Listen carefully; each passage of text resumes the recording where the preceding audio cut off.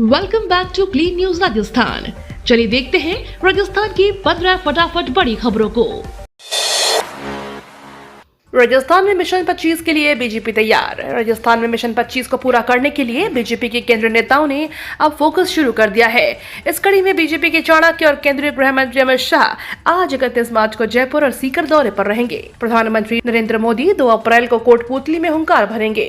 इसके साथ ही बीजेपी की ओर से लोकसभा चुनाव को लेकर दौरों का आगाज हो जाएगा। ब्रजेंद्र औला का बड़ा बयान, बोले नहीं लड़ना चाहता था चुनाव, लेकिन पार्टी संकट में है तो जरूर लड़ूंगा। राजस्थान में कांग्रेस नेताओं को लोकसभा चुनाव के लिए जबरदस्ती टिकट देने के बयानों की संख्या लगातार बढ़ रही है। अब इसी कड़ी में नया नाम झुंझुनू लोकसभा सीट से कांग्रेस प्रत्याशी ब्रजेंद्र औला का जुड़ गया है। कांग्रेस प्रत्याशी और झुंझुनू से विधायक ब्रजेंद्र औला ने लोकसभा क्षेत्र से खिचड़ी विधानसभा से अपने दौरे के दौरान ग्रामीणों को संबोधित करते हुए कहा कि वे लोकसभा का चुनाव नहीं लड़ना चाहते थे, लेकिन डॉक्टर जितेंद्र सिंह ने उनसे पूछा भी था कि किस नेता का नाम टिकट के लिए लेना है, तब उन्होंने मना कर दिया था कि उनका नाम मत लीजिएगा। जोधपुर में गरजे सीएम भजनलाल शर्मा। राजस्थान के मुख्यमंत्री भजनलाल शर्मा ने कहा कि हमारी सरकार को आचार संहिता से पहले करीब 90 दिन काम करने का मौका मिला और इसमें 45% वादे पूरे किए गए हैं। अब आगे भी राजस्थान और केंद्र की सरकार मिलकर देश और प्रदेश में विकास के नए आयाम स्थापित करेगी। यह बात उन्होंने जोधपुर के पोलो मैदान में भाजपा प्रत्याशी और केंद्रीय जल शक्ति मंत्री गजेंद्र सिंह शेखावत की नामांकन सभा में कही। उन्होंने कहा कि 2014 से पहले भारत की स्थिति कैसी थी यह किसी से छुपी नहीं है। तब देश में हर जगह बम ब्लास्ट और भ्रष्टाचार के समाचार ही सुनने को मिलते थे, लेकिन जब से देश में मोदी सरकार बनी है, विकास के नए आयाम स्थापित हो रहे हैं। उन्होंने कहा कि कांग्रेस को इस बार चुनाव में लड़ने के लिए प्रत्याशी भी नहीं मिल रहे हैं। जिनको टिकट दिया है वह वापस लौटा रहे हैं। रविंद्र सिंह भाटी ने नामांकन पर्चा भरा। हाँ ना जैसे असमंजस के बाद शनिवार को रविंद्र सिंह भाटी ने बाड़मेर जैसलमेर लोकसभा सीट से नामांकन पत्र दाखिल कर दिया है। अब भाटी भी बीजेपी और कांग्रेस प्रत्याशियों के साथ मैदान में नजर आएंगे, जिसका उनके समर्थक इंतजार कर रहे थे। हाल ही में चुनाव लड़ने के सवाल पर भाटी ने कहा कि वे अपने लोगों से संवाद करने के बाद ही स्पष्ट रूप से बताएंगे। भाटी निर्दलीय प्रत्याशी के तौर पर चुनाव लड़ेंगे। हाल ही में उन्होंने जन आशीर्वाद यात्रा की थी, जनता का समर्थन मिला, जिसके बाद लोकसभा के चुनावी मैदान में उतरने का फैसला किया।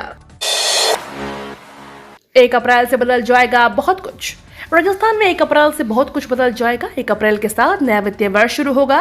राजस्थान के डूंगरपुर में 1 अप्रैल से रोजमर्रा की जिंदगी से जुड़े कई महत्वपूर्ण परिवर्तन होंगे। 1 माह के साथ ही विद्यालयों, चिकित्सालयों सहित कोर्ट आदि का समय बदल जाएगा। शिक्षा विभाग के शिविर पंचांग के अनुसार प्रदेश भर के सरकारी और मान्यता प्राप्त गैर सरकारी स्कूलों का समय बदल जाएगा। ग्रीष्मकालीन समय सारणी के अनुसार 1 अप्रैल से स्कूल सुबह 7:30 बजे से 1 बजे तक चलेंगे, जबकि 2 पारी विद्यालयों का समय सुबह 7 बजे से शाम 6 बजे तक निर्धारित है। प्रत्येक पारी 5.5 घंटों की होगी। प्रथम चरण के 12 लोकसभा क्षेत्रों में कुल 114 प्रत्याशी। राजस्थान में लोकसभा आम चुनाव 2024 के प्रथम चरण के 12 लोकसभा क्षेत्रों से शनिवार को 7 अभ्यर्थियों ने अपने नामांकन पत्र वापस लिए हैं। इसके साथ ही प्रथम चरण में मतदान वाले क्षेत्रों में कुल 10 अभ्यर्थियों ने अपने नामांकन पत्र वापस लिए हैं। मुख्य चुनाव अधिकारी श्री प्रवीण गुप्ता ने बताया कि शनिवार को सीकर और दौसा लोकसभा क्षेत्रों से 2-2 तथा जयपुर, अलवर और नागौर क्षेत्रों से 1-1 प्रत्याशी ने नामांकन पत्र वापस लिया है। नामांकन वापसी की समय सीमा शनिवार को खत्म हो जाने के बाद अब 12 लोकसभा क्षेत्रों से कुल 114 प्रत्याशी चुनाव में भागीदारी कर रहे हैं। बीजेपी मैनिफेस्टो कमेटी का ऐलान, वसुंधरा राजे और मेघवाल को जगह। राजस्थान के पूर्व सीएम वसुंधरा राजे को चुनाव घोषणा पत्र समिति में जगह मिली है। रक्षा मंत्री राजनाथ सिंह की अध्यक्षता में गठित समिति में 27 नेताओं को शामिल किया गया है। आपको बता दें, इससे पहले मध्य प्रदेश के लिए जारी स्टार प्रचारकों की सूची में राजस्थान के सीएम भजनलाल शर्मा का नाम शामिल था, जबकि वसुंधरा राजे को शामिल नहीं किया गया है।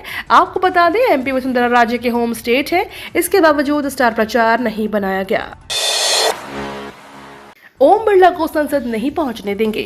राजस्थान में कोटा से कांग्रेस के प्रत्याशी प्रहलाद गुंजल ने नामांकन दाखिल किया है। इस मौके पर बड़ी जनसभा का आयोजन किया गया। पीसीसी चीफ गोविंद सिंह डोटासरा ने ओम बिरला पर जमकर निशाना साधा। सर्किट हाउस के बाहर हुई इस सभा को संबोधित करते हुए पीसीसी चीफ गोविंद सिंह डोटासरा ने कहा कि जिस व्यक्ति ने हमारे नेता राहुल गांधी की सदस्यता रद्द की, जिसके साइन से सदस्यता खारिज हुई थी, उसको हराने का यह सही मौका है। ऐसे व्यक्ति को संसद नहीं पहुंचने देना है। डोटासरा ने कहा कि ओम बिरला से बदला लेने का यह अच्छा मौका है, उसे जीतने नहीं देंगे। ओम बिरला ने एक ही दिन में हमारे 150 सांसदों की सदस्यता रद्द की थी और 18 कानून पारित कर लिए थे। ये लोकतंत्र को खत्म करने के लिए अलोकतांत्रिक कार्य किया गया था। सचिन पायलट ने कर दिया खेला। राजस्थान में दौसा लोकसभा सीट से बागी बने कांग्रेस नेता नरेश मीणा अपना नामांकन पत्र वापस ले सकते हैं। ऐसी चर्चा है कि सचिन पायलट के आग्रह पर नरेश मीणा मान गए हैं। ऐसे में कांग्रेस प्रत्याशी मुरारी लाल मीणा को बड़ी राहत मिली है। आपको बता दें, हाल ही में कांग्रेस में शामिल हुए नरेश मीणा ने पिछले दिनों कांग्रेस से बगावत करते हुए 200 लोकसभा सीट से नामांकन कर दिया था। लेकिन अब खबर है कि नरेश मीणा अपना नामांकन वापस ले रहे हैं।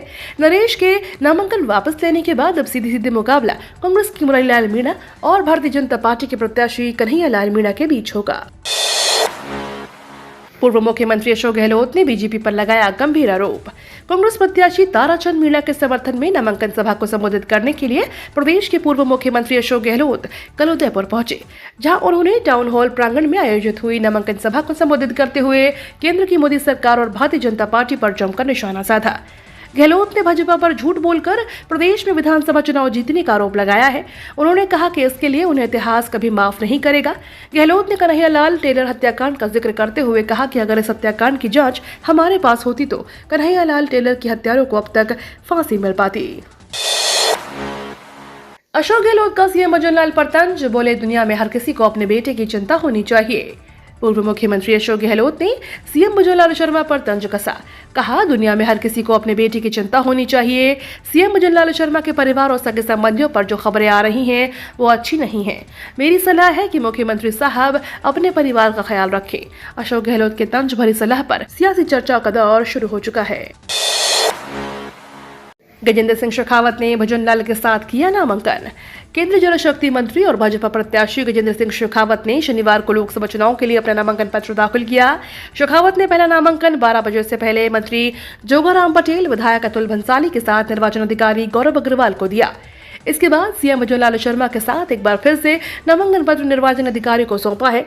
नामांकन के बाद सीएम भजनलाल ने मीडिया से बातचीत करते हुए प्रदेश की जनता को राजस्थान दिवस की बधाई दी। सीएम शर्मा ने कहा कि कांग्रेस के पास सब कुछ बचा नहीं है, हम जो कहते हैं वो करते हैं। इस बार भी राजस्थान की सभी 25 सीटें जीतने जा रहे हैं, लेकिन इस बार हम सभी सीटों पर जीत का अंतर ज्यादा होगा। शर्मा ने कहा कि इस बार शेखावत भी 5 लाख के अंतर से चुनाव जीतेंगे। दुनिया के 160 से अधिक देशों में मारवाड़ी बढ़ा रहे राजस्थान का गौरव।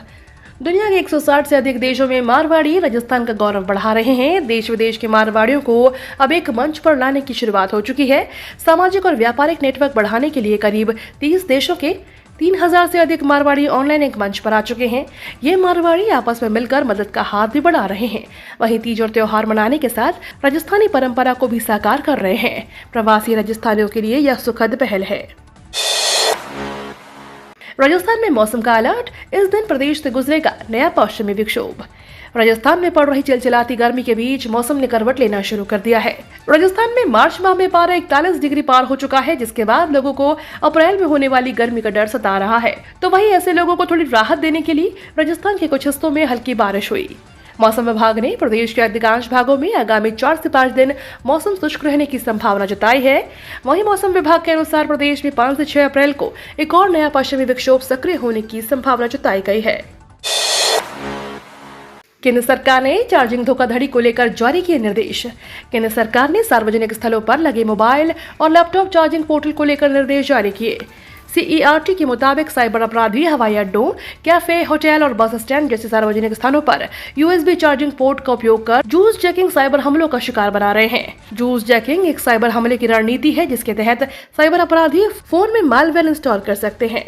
ये तो थी राजस्थान की बड़ी खबरें। रोजाना सबसे पहले अपडेट पाने के लिए क्लीन न्यूज राजस्थान को अभी सब्सक्राइब करें।